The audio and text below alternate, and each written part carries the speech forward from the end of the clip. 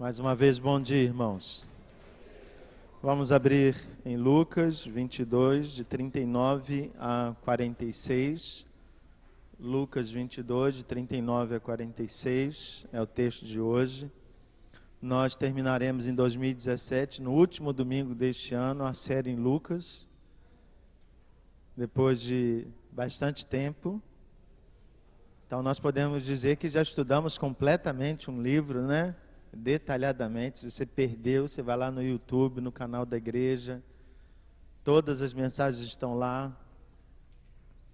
Então, são mais de 180 vídeos, se eu não me engano, hoje. Então, você vai lá na série expositiva de Lucas. A próxima é Atos dos Apóstolos, já está pronto, material de arte. Nosso irmão Johnny já fez tudo, já está tudo prontinho. Mas vamos começar no primeiro domingo de 2018. Se Jesus até lá não tiver voltado. Ou se ele não tiver puxado a sua ficha também, né? Ou a minha. Lucas 22, de 39 a 46. Vamos fazer leitura alternada? Diz assim: E saindo, foi como de costume para o Monte das Oliveiras, e os discípulos o acompanharam.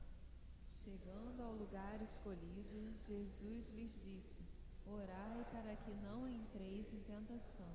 Ele, por sua vez, se afastou cerca de um tiro de pedra e de joelhos orava, dizendo: Pai, se queres, passa de mim este cálice. Contudo, não se passa a minha vontade, e sim a tua. Então lhe apareceu um anjo do céu que o confortava. Em agonia, orava mais intensamente, e aconteceu que o seu suor se tornou como gotas de sangue caindo sobre a terra. Levantando-se da oração, foi ter com os discípulos e os achou dormindo de tristeza. E disse-lhes: Por que estáis dormindo? Levantai-vos e orai, para que não entreis em tentação. Vamos orar mais uma vez. Pai, acabamos de ler Tua palavra e nosso desejo sincero é que possamos entender aquilo que o Senhor tem para nos dizer. Que as nossas apreensões sobre o texto sagrado fiquem de lado. Que possamos de fato ver aquilo que o Senhor nos manda ver, escutar aquilo que o Senhor coloca em nossos ouvidos, para fazermos Tua vontade, Pai. Ajuda-nos, em nome de Jesus que nós oramos. Amém. Nós temos diferença entre nós, algumas pessoas são visuais, né? Gostam muito de ver e elas aprendem melhor quando veem as coisas, por isso que hoje no nosso mundo moderno a gente usa a apresentação e essas coisas, porque isso facilita, né? Algumas pessoas são da escuta, gostam de ouvir mensagens em CDs, em rádio, e tem muita facilidade. Eu não sou desse tipo. Para mim, se tiver algo tocando e alguém falando comigo, é como se nada tivesse acontecendo, né? Então, eu não consigo aprender nada se alguma coisa estiver tocando lá e eu conversando com alguém. Mas outras pessoas não, estão conectadas, conseguem. Jesus, ele usa as palavras com muita propriedade. Então, muitas vezes, nós, pela diferença, né, que temos do aprendizado, ou por sermos visuais e outros pela escuta, não conseguimos perceber que nós, muitas vezes, usamos as palavras sem o devido peso que elas deveriam ter. Então, a gente, às vezes, se expressa mal, coloca palavras onde não deveria colocar, fala onde não deveria falar, onde deveria apenas agir. Mas Jesus é preciso. E por que faço esse destaque? Porque às vezes a gente passa pelo texto e a gente não dá importância a algumas palavras ou algumas expressões. Então eu queria que você de novo olhasse para o texto. Eu vou fazer uma releitura do texto e, olhando para o texto, destacar algumas coisas que talvez tenham passado despercebido ou passe despercebido quando a gente faz a leitura da Bíblia. O texto começa com a expressão "e saindo". Nessa expressão, a gente tem a localização, né, o momento, o que está acontecendo, onde Jesus estava antes? É uma pergunta. Onde Jesus estava? Não é retórica essa pergunta, irmãos. Ele estava na ceia com os discípulos, ok? Então terminou a ceia e eles saíram. Ah, mas o que tem isso de importância? Muito, para a gente pensar que horas isso está acontecendo, né? Que hora que começou a celebração da ceia? É na passagem de quinta para sexta-feira, então começou na noite de quinta para sexta. A ceia não era simplesmente o momento que temos aqui com pão e cálice, teremos hoje à noite, por exemplo. A ceia era uma refeição, teve conversa, teve diálogos, então ela acabou à noite. Quando os discípulos saem dali, provavelmente já é o início daquilo que chamamos da madrugada. Repare, Jesus está indo orar depois de um dia inteiro de tarefas. Depois de um dia inteiro, isso é muito importante para nós. Então ele sai dali, acontece uma outra coisa, né, interessante. Se olharmos pelo registro dos outros evangelistas, Mateus e Marcos, às vezes, e eu já ouvi isso, a colocação que se faz da traição de Pedro, por exemplo, é que aquilo acontece na mesa da ceia, mas isso é um equívoco. A palavra de Jesus para Pedro de que Pedro o trairia acontece no caminho. Quando Jesus encerrou a ceia, eles estão a caminho do Monte das Oliveiras, então no caminho Jesus vai tendo um bate-papo com eles sobre alguns assuntos. Primeiro, a traição de Pedro. Depois existe aquela disputa, quem vai ser o maior entre nós. Então existem algumas conversas no caminho entre a casa onde eles estavam celebrando a ceia e o Monte das Oliveiras, que provavelmente era um lugar próximo. Por que isso é importante? Porque a gente percebe uma coisa fundamental do processo de discipulado. Não acontece numa reunião formal, acontece no caminho. Às vezes a gente ignora isso, né? Quando é que a gente vai aprender? Não, quando eu for na igreja, domingo de manhã. Não, a gente vai no caminho. Você entra no carro, você anda com alguém. Quando que é tempo de ensinar? Todo tempo. Paulo disse isso, que a gente deveria fazer a tempo e fora de tempo. Só que às vezes a gente parece que precisa reservar um tempo para aprender as coisas de Deus. E não é assim. Outra expressão. E saindo foi como de costume. Acho muito interessante Lucas relatar que era um costume de Jesus. Porque como é que alguém diz isso? Quando alguém começa a observar a sua rotina. Então, se alguém, né, os meus vizinhos, por exemplo, todo dia eu saio de casa 10 para as 7 da manhã. Eles me vêm abrir o portão, dar ré no carro e sair pelo mesmo lado da rua. É incrível que a gente faz isso todos os dias, né? Então, se você chegar para o meu vizinho e perguntar assim, o Fábio está em casa? Ele vai dizer, não, porque ele sai tal hora, tal dia. Não é que ele está tomando conta da minha vida. É que eu faço isso tantas vezes, né? Todo dia que eu saio, eu encontro os mesmos vizinhos caminhando na mesma rua, buzino para eles, dou tchau. Todo dia a mesma coisa. Chego na escola com as mesmas pessoas, com os mesmos pais de crianças. Bom dia, bom dia, bom dia. Então, por hábito, você já percebe as coisas, vai aprendendo. Então, quando Lucas fala que Jesus tinha costume de ir no Monte das Oliveiras, é que Jesus fez isso muitas vezes. Então, Jesus não fez aquele trajeto especificamente naquele dia, mas é interessante isso. Que quando a gente olha o Evangelho, a gente não vê a preocupação dos evangelistas de relatar. Jesus hoje foi ao Monte das Oliveiras. Jesus ia ao Monte das Oliveiras toda segunda-feira. Mas ele ia tantas vezes que as pessoas diziam assim, Jesus tem o hábito de ir para o Monte das Oliveiras. Isso é uma expressão muito importante. Jesus leva os 11, porque Judas já tinha saído, Jesus disse o que tem que fazer, vai lá, faz depressa. Então ele já foi encontrar o sumo sacerdote e os demais líderes religiosos à noite. Reparem que ele vai fazer isso à noite, pegar os guardas de noite e levar para o Getsemane à noite, para que Jesus fosse condenado durante a madrugada. O que isso tem de errado? Nada que preste de julgamento se faz à noite. Tem que ser à luz do dia. Todo mundo acordado, no tempo certo. A justiça hoje tem plantão judiciário, né? Que acontece à noite e madrugada. Mas é para quê?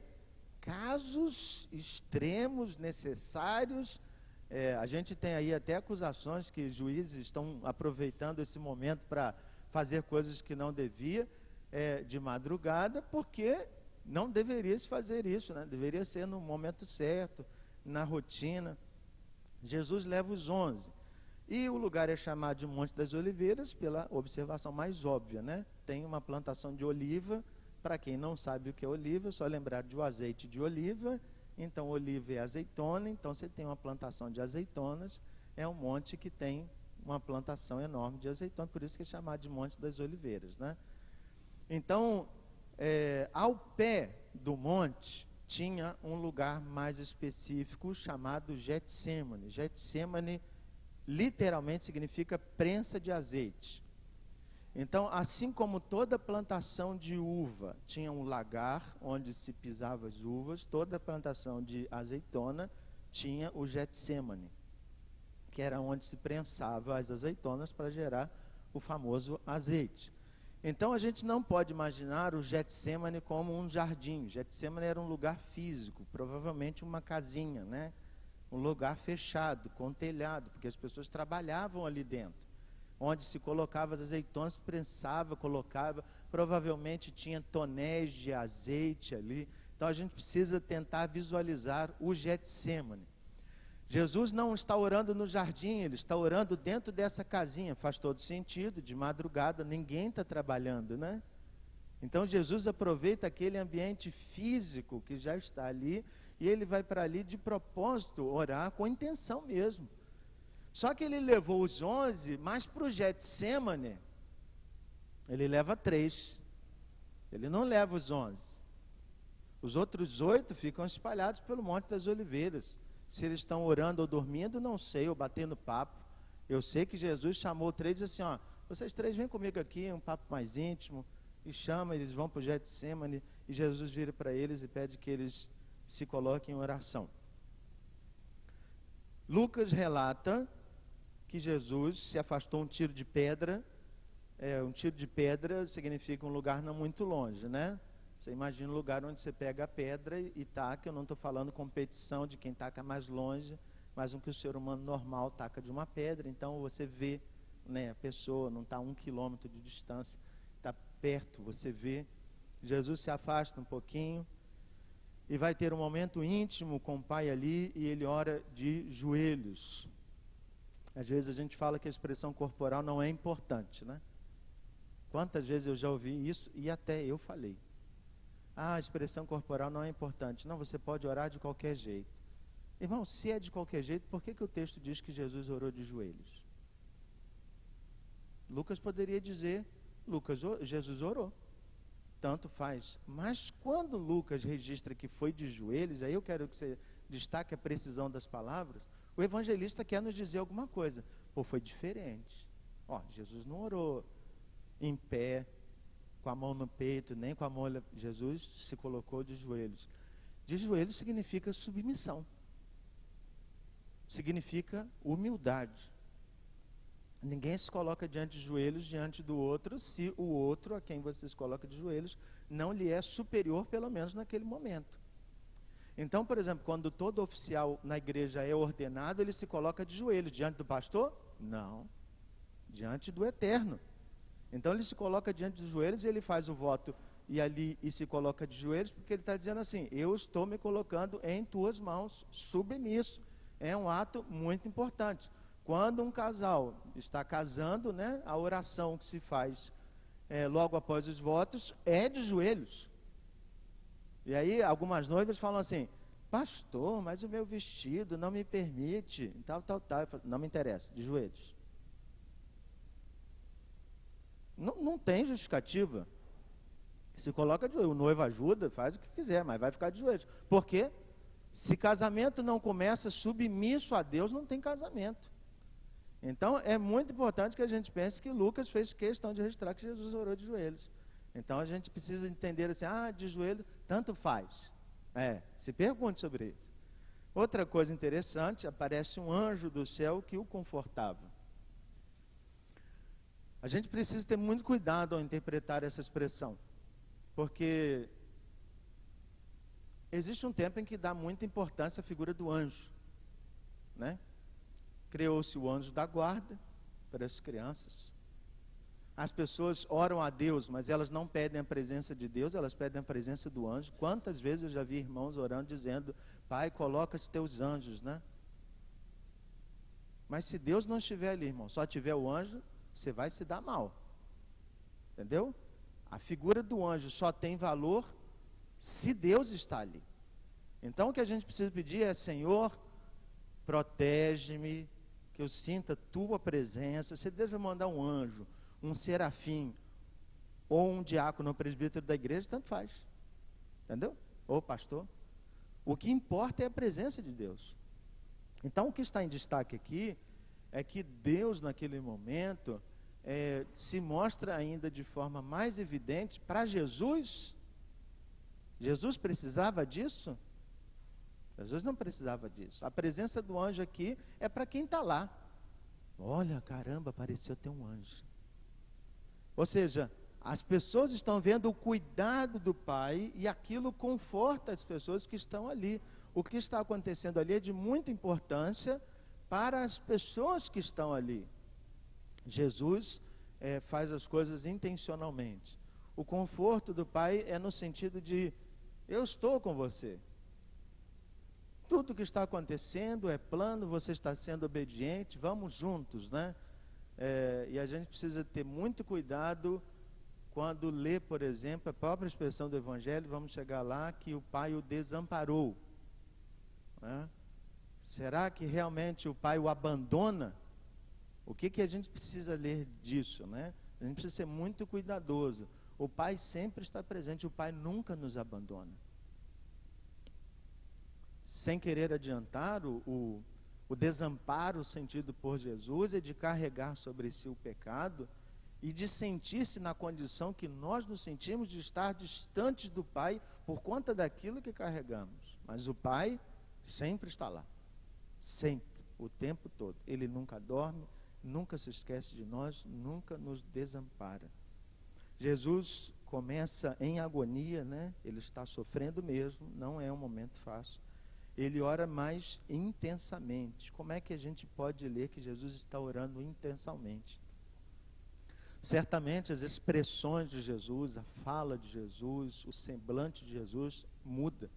Ele está carregado, né? Ele está falando com mais força, ele está com mais expressão, e ele está com tanta agonia que as veias, né, que estão por cima aqui da pele começam a arrebentar num processo médico ou clínico chamado hematidrose, e Jesus de fato começa a suar como sangue. Isso não é uma coisa especial de Jesus. Seres humanos podem sofrer disso. Então pessoas com muita agonia, isso não significa santidade. Jesus estava tão santo que começou a sangrar, né? É um processo que pode acontecer conosco. Às vezes você pode estar sofrendo tanto e você ter esse fenômeno, porque isso é uma coisa que acontece com seres humanos. Pessoas sofrem disso, né? Existem vários casos, não é tão comum, mas existem vários casos relatados pela medicina. Jesus interrompe a oração 3 vezes. Ele está lá orando, interrompe, vou ver como é que estão os discípulos. Nas 3 vezes, como é que ele encontra os discípulos? Dormindo. Irmãos, Lucas é o mais piedoso de todos os evangelistas para relatar isso. Porque ele diz que os discípulos estão dormindo, por quê? Versículo 45, estão dormindo de tristeza. Estão tão tristes que estão dormindo, né? Então Lucas é piedoso para dizer assim: os discípulos só tem um motivo pelo qual os fazia dormir. Estavam profundamente deprimidos, né? Se deprimidos ou não, o fato é que eles estavam dormindo. E Jesus não ficou nem um pouco contente com isso, e todas as vezes que foi lá, ele disse assim: vocês não conseguem orar nem um pouquinho?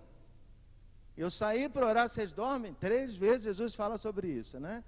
E isso mostra uma coisa muito óbvia, a nossa facilidade de desconectarmos com Deus, né? Eu lembro quantas vezes eu fui orar de noite e acordava no outro dia de manhã e dizia: amém, Senhor. E a gente se sente feliz com isso, né? A gente ora, nem lembra o que falou, e no outro dia o Senhor sabe de todas as coisas. Isso é para mostrar a nossa miserabilidade. Acontece o último fenômeno, versículo 46, por que estás dormindo? Jesus faz uma pergunta, né? Para Lucas é tristeza, Jesus não disse isso. Levantai-vos e orai para que não entreis em tentação. Uma coisa muito interessante, só Lucas faz isso de novo, né? Mateus e Marcos dizem assim, levantai-vos, eis que o traidor se aproxima. Lucas diz, levantai-vos e orai. Pergunta que eu faço, o que eles estavam fazendo até aquele momento? O que eles estavam fazendo no Getsemane? Orando. Por que Jesus termina a reunião de oração e diz, vamos levantar e orar? Ô Senhor, a gente estava orando até agora aqui, assim, já acabou a reunião de oração. Há uma coisa interessante, porque Jesus parece que não encerrou a reunião de oração ali. Esse texto me chama muita atenção, irmão, sobre a vida de oração de Jesus. E este é o tema que eu queria pensar com você. Pode passar o slide, por favor. E existem 4 lições que eu queria destacar, porque chamam muito a minha atenção. E a primeira lição é a lição do hábito. Pode repetir comigo? A lição do hábito. Jesus tinha acabado de sair da celebração da ceia, então o que a gente faz quando celebra a Santa Ceia? Ora, canta, lê a palavra, a gente está lá esse tempo todo conectado com Deus, e aí, quando acaba a celebração da Santa Ceia, o que Jesus vai fazer? Orar. De novo, mais uma vez, sai dali para orar no monte agora. De madrugada, Jesus tem um hábito, Jesus fez isso tantas vezes que as pessoas entenderam que era um lugar que Jesus costumava ir.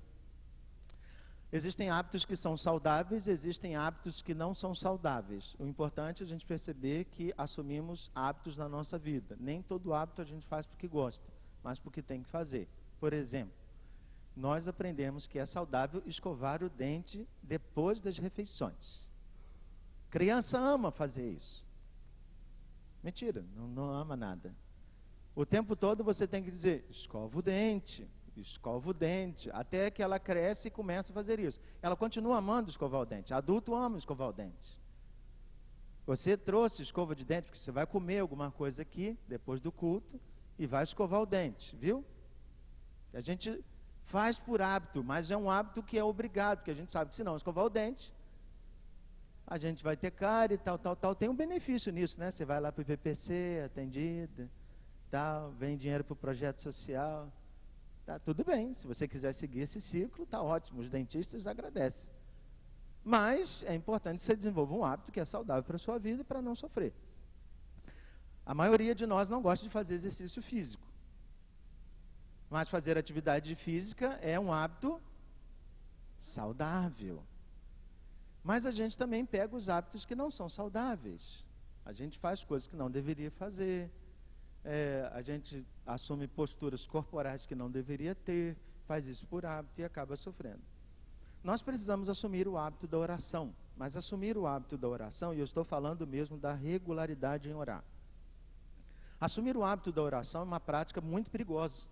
Quero que você preste bastante atenção nisso. Porque como todo hábito, ele pode se tornar um hábito muito bom, mas também um hábito ruim. O nosso reformador, né, que vamos chamar assim, João Calvino, ele queria que a Santa Ceia fosse celebrada todos os cultos, manhã, noite, 7 cultos durante a semana, 7 vezes celebrar a Santa Ceia. Mas por que isso não conseguiu acontecer nem com ele? Porque as pessoas banalizam o hábito. Então, quando você faz alguma coisa repetidas vezes, às vezes você faz sem sentido algum. Vou dar um exemplo disso. Os meus filhos têm uma palavra em particular que eles dizem toda oração de refeição. Então nós temos hábito de orar antes da refeição. Tem gente que não come comida nenhuma sem orar. Parece que ela está amaldiçoada. Você ora, livra o mal dali e come. Então tem gente que não coloca o garfo na boca se não fizer oração. Ok, eu entendo, mas cuidado. Talvez o seu hábito esteja ficando muito ruim. Vou dizer um exemplo dos meus filhos. Eles têm uma palavra. Eles dizem assim, Papai do céu, obrigado por esse papá maravilhoso. Toda oração eles fazem isso. O curioso é, então quinta-feira eu estava de folga em casa e eles oraram. Os 3, é uma reunião de oração. Nicolas, Juju e Guilherme. Então, Papai do Céu, obrigado por esse papá maravilhoso que a vovó fez. A vovó é uma bênção. Tá? Eles dizem tudo isso. Acabou a oração. Eu não quero comer isso, isso é um nojo. Aí eu realmente não faço de irônico. E eu viro para eles assim, eu não entendi. Vocês acabaram de dizer que o papai era maravilhoso. O que tem de nojo aí? Se é maravilhoso, come tudo. Mas eu não gosto disso. Dissesse na oração. O que eu quero dizer para você é que os meus filhos, eles têm um automático. Entendeu? O automático que todo crente tem. Senhor, obrigado por esse dia. Aí entra no carro, ônibus, ou no ônibus quente, aí começa. Cara, que calor dos infernos. Acabou de dizer na oração em casa, Senhor, que dia maravilhoso que o Senhor deu. Mas o calor é do capeta. Eu não consigo entender determinadas coisas. O cara agradece, ele entra no automático, o hábito. Então, às vezes você ora pelo alimento, mas sabe o que acontece? Você não é sincero na sua oração. Senhor, comerei abobrinha hoje. A abobrinha deve ter alguma utilidade, Senhor. Faz-me ter prazer na abobrinha. Eu não tenho prazer em abobrinha, irmãos. Estou orando por causa disso. Mas essa oração é muito mais sincera do que dizer, Senhor, obrigado pela abobrinha. Ó Pai, graças te dou, porque o mundo está cheio de abobrinha. Não faz sentido. Então o que eu quero dizer para você é que a gente precisa ter hábito, mas o hábito é muito perigoso. Porque a gente pode ter hábito e fazer as coisas no automático e não perceber do jeito que acontece. Existe uma coisa muito ruim acontecendo na nossa igreja. Um hábito muito ruim. As pessoas entram no templo e batem tanto papo que eu tenho que dizer bom dia 3 vezes antes de começar o culto. Estou chamando a sua atenção mesmo. Fui numa igreja e fiquei impressionado. Fui pregar numa igreja. Cheguei lá antes do culto à noite. Pensei que tinha acontecido alguma coisa. Quando eu entrei, 20 minutos antes do culto, todo mundo de joelho dentro da igreja. Tanto silêncio que eu entrei assim. Todo mundo ajoelhado, orando antes do culto, não se ouvia um só pio. É um hábito. Um hábito que a gente precisa assumir. Estou dizendo para você chegar, ficar de joelho, porque até esse hábito pode ser corrompido. Às vezes você está ajoelhado e está assim, caramba, rapaz, pastor mandou ficar de joelho, mas o negócio está brabo aqui, cara. Deus me livre, Senhor, estou aqui na tua presença, mas está ruim. Mas a gente precisa assumir hábitos que são saudáveis. Então, irmãos, quando Jesus tem costume de orar, ele tem um hábito. A gente precisa assumir hábitos que são bons para a nossa vida. Chegar na igreja antes do horário do culto. Ler mais, orar mais. Assumir o silêncio, a reverência com a palavra. Esse ambiente diferente do templo lá, ele é muito mais barulhento, né? Ele é muito mais uma caixa de concreto. Então, quando você fala, o negócio fica ecoando aqui, né? Reverberando. O negócio fica bate, volta, fica uma confusão. Então, exige muito mais silêncio da gente. É um hábito. O hábito de não comer na hora do culto. Isso é uma briga que eu tenho lá em casa com os meus filhos. O Guilherme, no domingo passado, estava comendo biscoito. E eu perguntei para ele, o que você foi fazer na igreja hoje? Meu filho tem 5 anos. Aí ele disse, eu fui para o culto, papai. Eu falei, comendo biscoito? Eu nunca comi biscoito na igreja. Nunca. Tenho 37 anos, nunca comi biscoito na hora do culto. Se eu falasse biscoito, eu não tinha terminado nem a palavra. Eu sou de um tempo em que a minha mãe não deixava isso. E um dia, né, pelo hábito dos nossos vizinhos de falarem palavrão, a minha mãe chamou a atenção do meu irmão e ele soltou um belo palavrão dentro do culto. Como se palavrão fosse belo, né? Agora eu fui irônico. E aí ele nem terminou o palavrão, a sandália cantou dentro do culto mesmo, né? E ele saiu apanhando, né, arrastado pelos verdugos, né, sendo levado aos açoites, né, até o banheiro. Mas é isso mesmo, é um hábito. Eu não quero aqui obrigar você a ter um hábito, mas eu quero dizer que relacionamento com Deus é um hábito. Ler a Bíblia todo dia é um hábito. Orar todo dia é um hábito. E a gente precisa ter muito cuidado se faz isso no automático, se faz isso de forma mecânica, se realmente eu estou sentindo a presença de Deus. Se o hábito está deixando mecânico, muda. Pensa alguma coisa diferente. Em vez de só ler, canta. Em vez de orar sentado, ora de joelho, muda, porque a gente é tentado a fazer isso como um hábito. Mas Jesus teve um hábito saudável a vida toda. Então a primeira coisa que eu aprendo na vida de oração de Jesus é que oração é um hábito. A gente ora e oração tem que entrar no nosso dia a dia. Ok?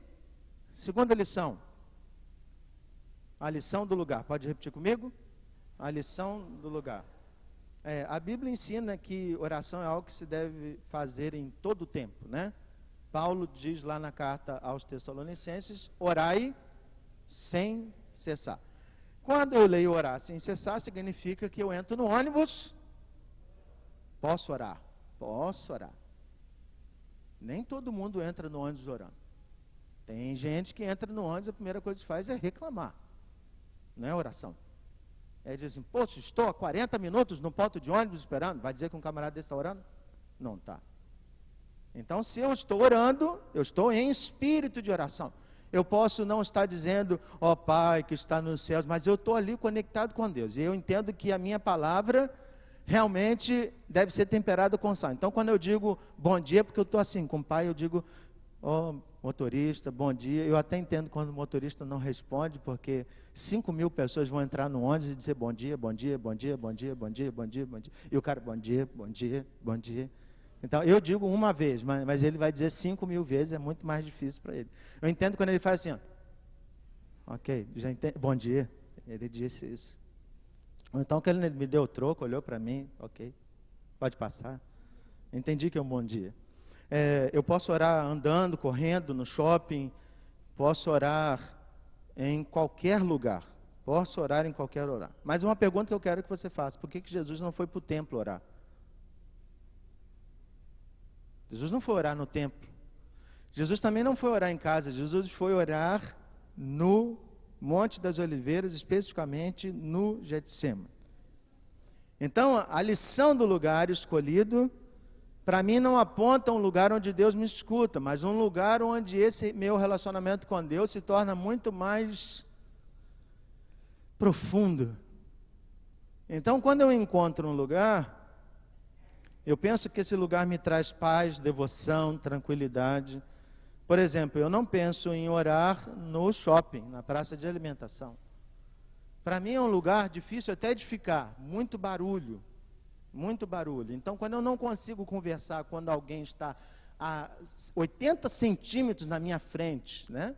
As mesas do shopping são assim, você está falando, mas você não consegue escutar às vezes a pessoa, porque tem um falatório ao seu redor tão horroroso, que às vezes você sai dali e vai para outro ambiente que você não consegue conversar. Se eu não consigo conversar com a pessoa, como é que eu converso com Deus, né? Prestar atenção. Existe gente muito mais profunda na vida devocional, como o Richard Foster. Ele vai treinar silêncio na praça de alimentação do shopping. Mas eu ainda estou muito distante desta realidade e acho que a praça de alimentação me perturba, né? Muito barulhenta.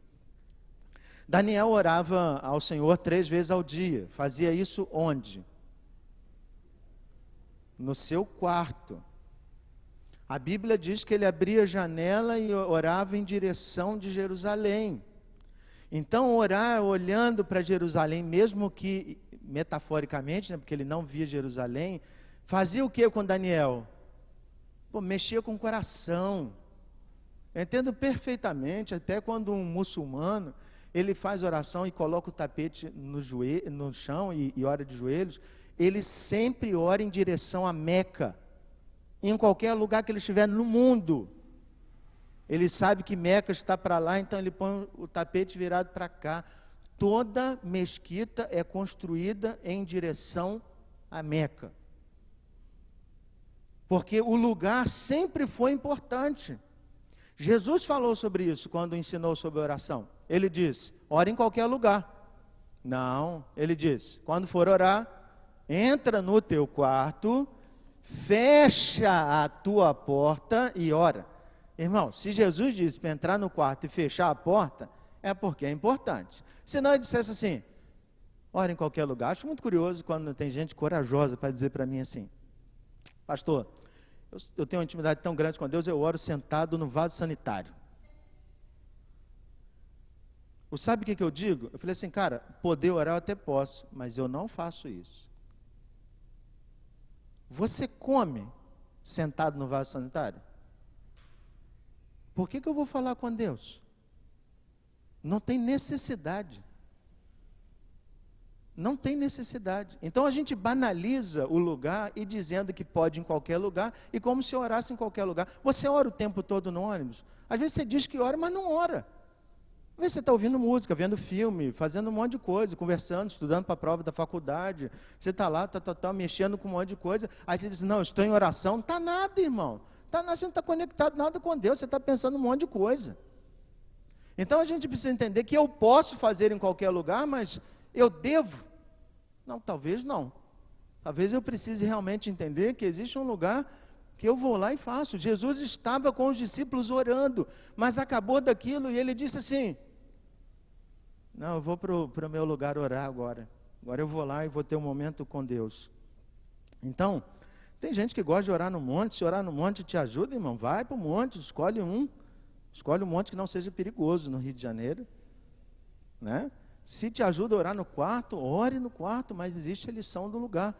Se te ajuda a orar sentado numa poltrona em casa, eu já falei por isso em outra mensagem, se te ajuda uma cadeira de balanço, se te ajuda a orar na rede, pouco importa, mas encontre um lugar. Existe uma lição de Jesus muito profunda aqui. Senão a gente diz que pode orar em todo lugar e não ora em lugar nenhum, porque não tem a lição do lugar. Terceira lição. Leia comigo aí, direto. A lição da amizade.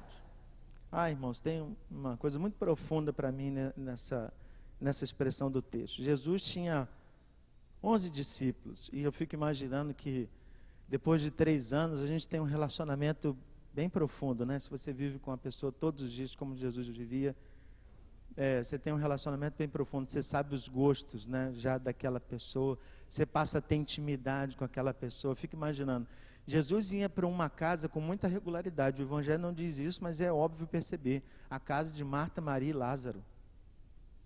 Eles são amigos íntimos de Jesus.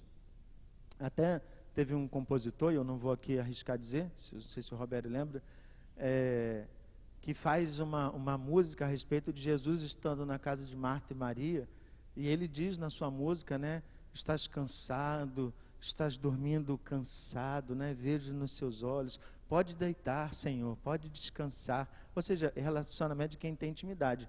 Marta e Maria têm tanta intimidade com Jesus, que Marta é a única mulher que você vê chamar a atenção de Jesus. Marta vira para Jesus e diz assim, Senhor, o senhor não está vendo a Maria aí, não? A Maria está sentada e eu estou trabalhando. O senhor pode pedir para ela me ajudar? Irmãos, quem fala isso com o Senhor? Só com intimidade, irmãos. Intimidade às vezes não presta. Porque você tem intimidade com a pessoa, você fala aquilo que você quer. Você até esqueceu quem ela é. E aí Jesus, Marta, para com isso, Marta. Maria escolheu a boa parte, deixa ela sentada aqui. Você anda inquieta aí, te preocupa com muita coisa. Olha a intimidade, ó. Falando direto, não tem aquela convicção. Marta chamou a atenção do Senhor não uma vez, mas 2. Lázaro morreu. Jesus demorou a chegar. Ela encontra Jesus no meio do caminho e a primeira coisa aponta o dedo e diz assim, se o Senhor estivesse aqui antes, ele não tinha morrido.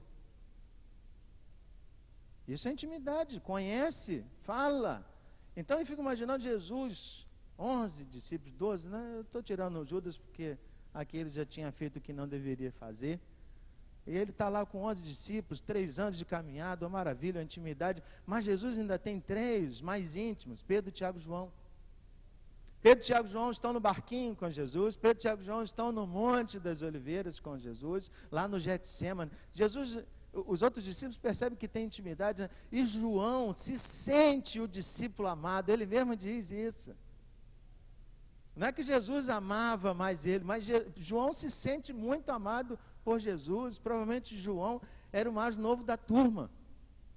E isso os teólogos vão dizer, porque quando João escreve o Apocalipse, né, ele tem uma idade, ele já está velhinho, a conta que se faz é que João, lá no início, ele está no início da juventude. Estou falando de algo em torno de 18 anos de idade.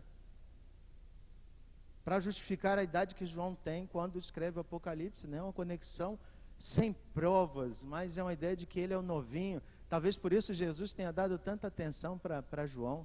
Mas João e Pedro e Tiago estão ali com Jesus o tempo todo, e isso traz uma lição para mim muito importante. Eu preciso ter amigos de oração.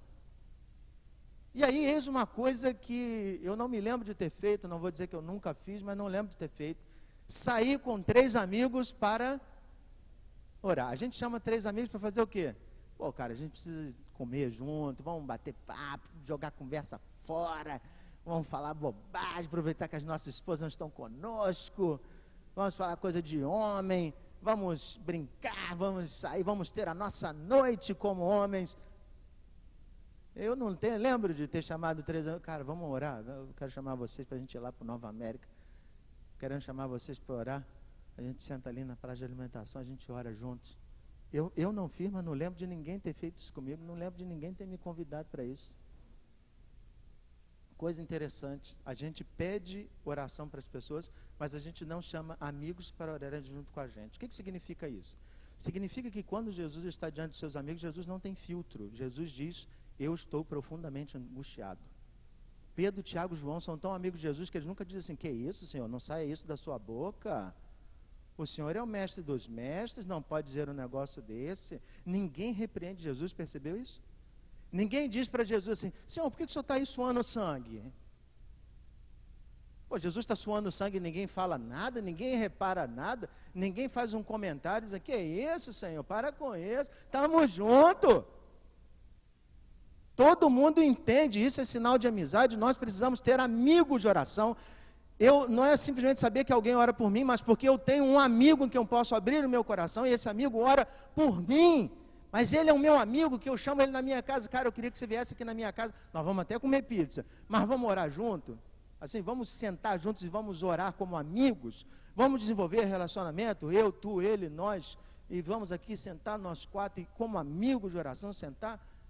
Nós passamos a vida toda no individualismo, já fazendo a conexão com o sermão da noite. Passamos a vida toda sozinhos e não temos amigos. Tem crentes na igreja que nem amigos têm. Entram e saem, são estranhos, desconhecidos. Você pergunta, você conhece o fulano? Fulano? É mesmo da igreja? Às vezes, até está em cargos, trabalhando, mas não tem relacionamento de amizade. Eu sei que nós temos reunião de oração, domingo de manhã às 8 horas, nós temos reunião de oração terça-feira às 8 horas da manhã, mas eu não estou falando simplesmente da reunião de oração, estou falando de ter amigos de oração.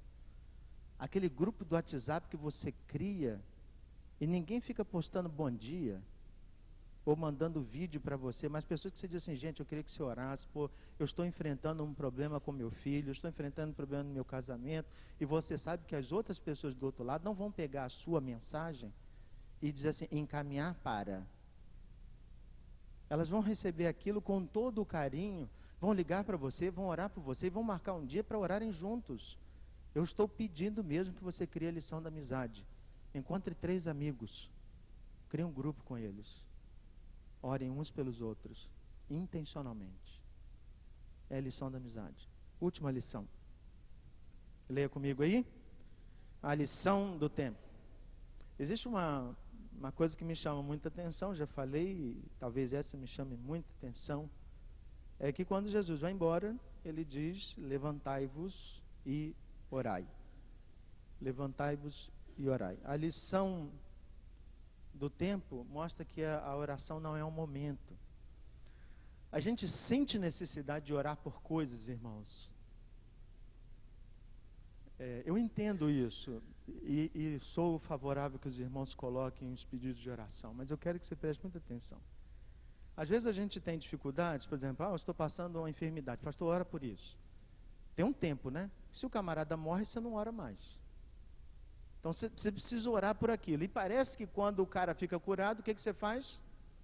Você tira o motivo de oração. E talvez você nunca mais ore por aquela pessoa.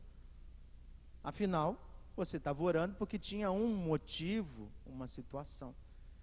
E aí, quando Jesus diz que eles iam levantar e orar, me faz pensar no momento que a gente tem aqui. Por exemplo, agora, nós estamos em culto, 9 horas, agora o relógio está virando 10h12.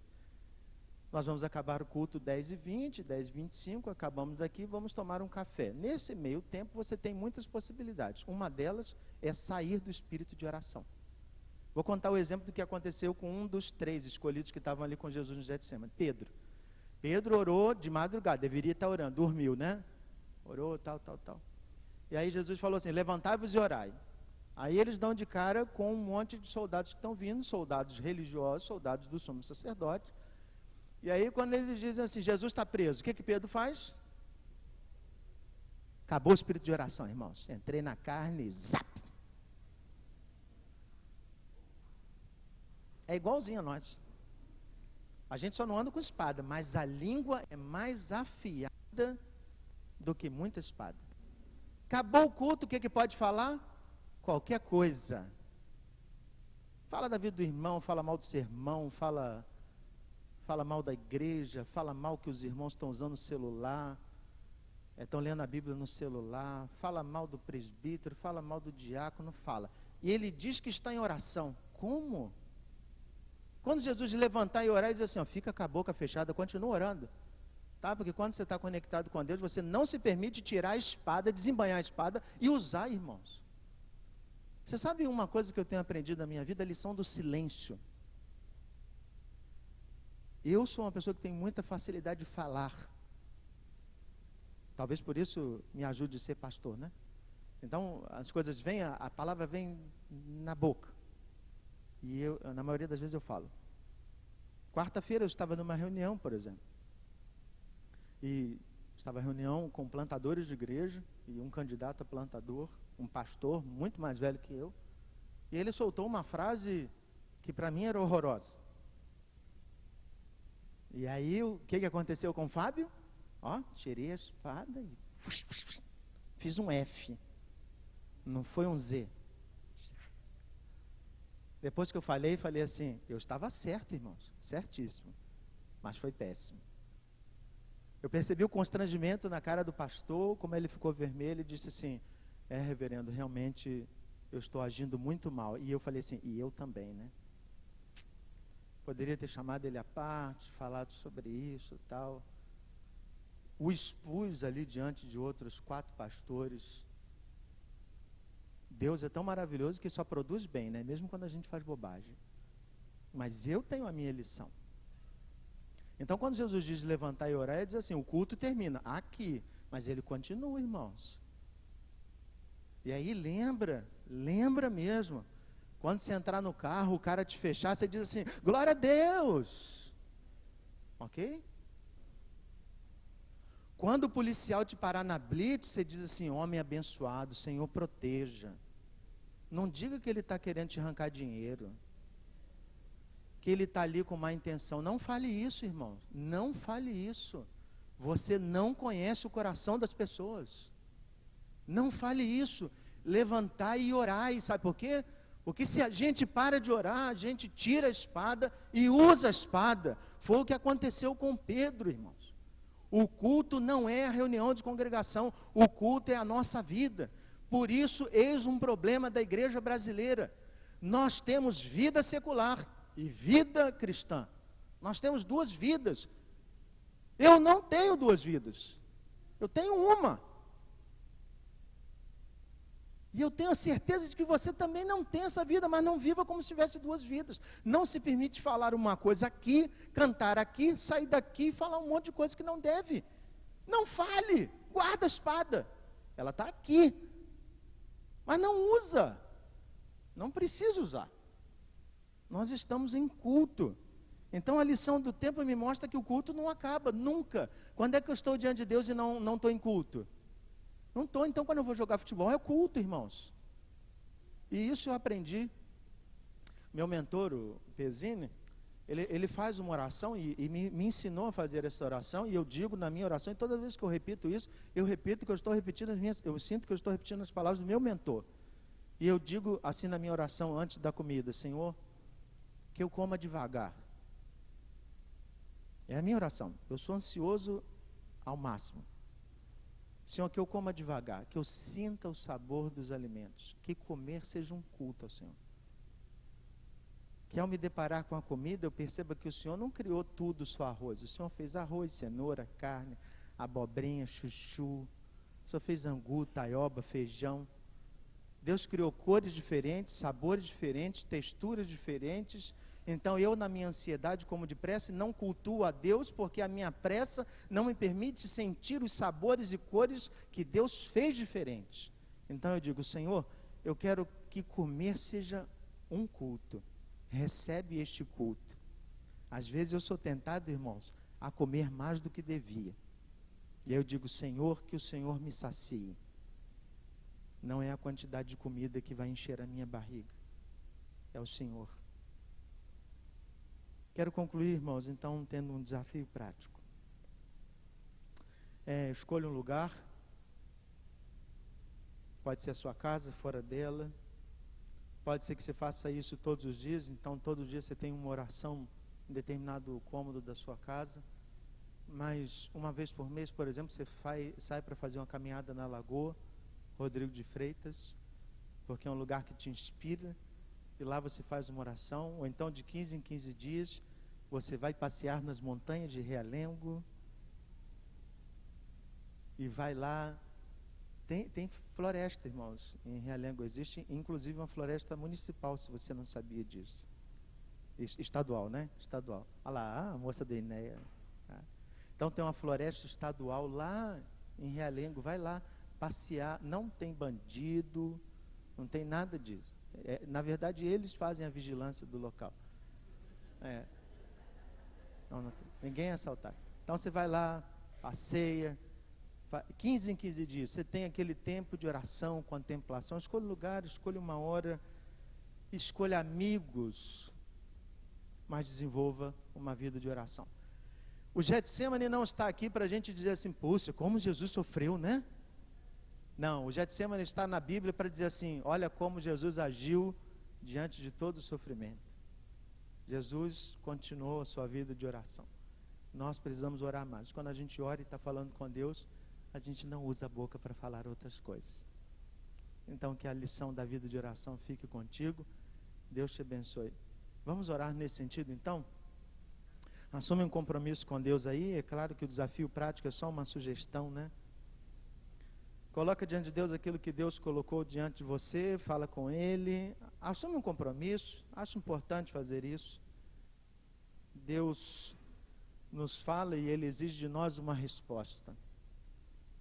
Então responda.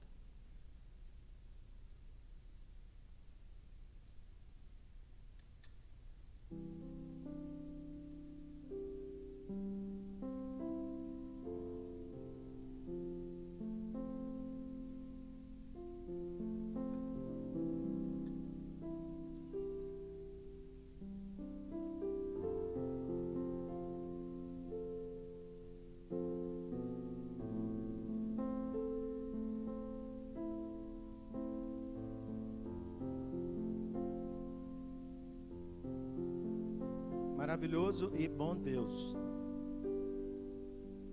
nós precisamos de fato aprender a orar.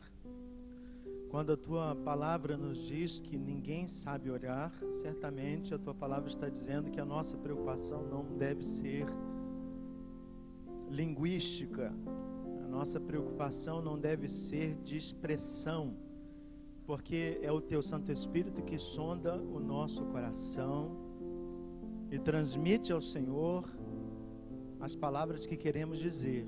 Então, que a gente não tenha vergonha de orar, porque não sabe usar bem as palavras.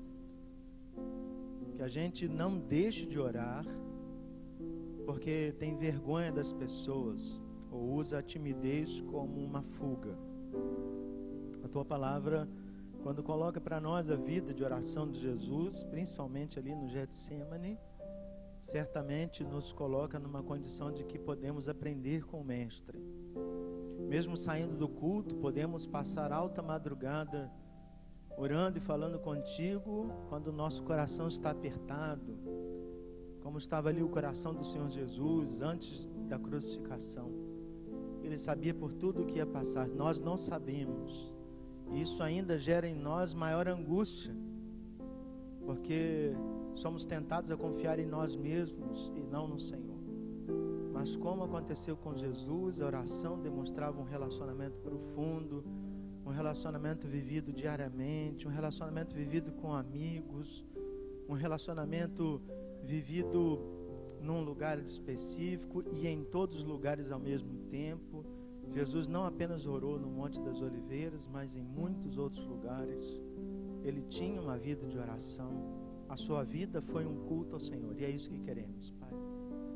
Nós não queremos que ninguém aqui se sinta culpado, sobrecarregado ou com um fardo pesado para carregar, lembrando da oração como uma tarefa que se tem que fazer todos os dias. Que não seja assim conosco.